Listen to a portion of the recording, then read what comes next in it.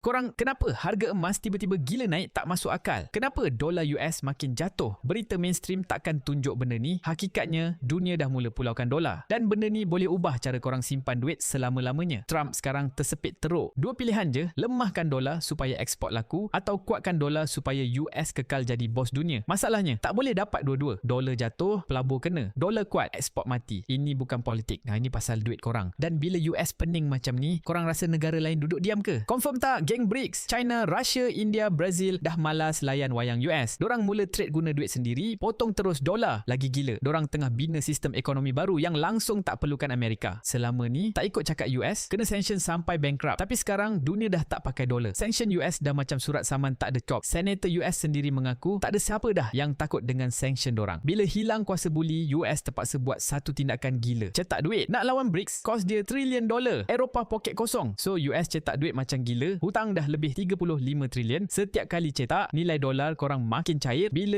US gali kubur sendiri macam ni, korang rasa pelabur besar nak tunggu lagi ke? Tak. Duit masuk ke US cuma 25 bilion. Duit lari dari US lebih 100 bilion. 4 kali ganda lebih banyak keluar. Pegangan dolar oleh orang kaya dunia jatuh ke paras paling rendah dalam 10 tahun. Kalau jerung besar pun lari, duit tu pergi mana? Pergi ke Asia. Saham US naik 11%, tapi dolar junam 10%, sama je tak ada untung. Asia terbang sampai 40%. US kayuh basikal, Asia dah naik bullet train. Tapi kenapa pelabur tak borong saham US yang murah ni? Sebab dorang nampak benda lebih ngeri. Saham US terlampau mahal, PE ratio cecah 23 kali, purata selamat cuma 17 kali. Gelembung ni dah sama tahap krisis.com 2000, sejarah tengah berulang, jerung besar tak nak pegang bom yang nak meletup, dorang pilih beli benda lain. Emas, semua pakat cari pelampung. Bukan bank pusat je, pelabur biasa pun berebut. India seorang sapu bersih lebih 12 bilion dolar. Setiap dolar masuk ke emas, duit tu tak masuk pasaran Amerika. Sistem dorang makin lumpuh. Empayar dunia tengah berubah depan mata korang. Berapa jauh US sanggup pergi nak pertahankan takhta dorang? Satu benda pasti, dunia takkan sama lagi lepas ni. Buat kajian sendiri di YOR. Komen kat bawah, korang rasa US boleh survive lagi tak? Share kat kawan korang yang masih tak sedar.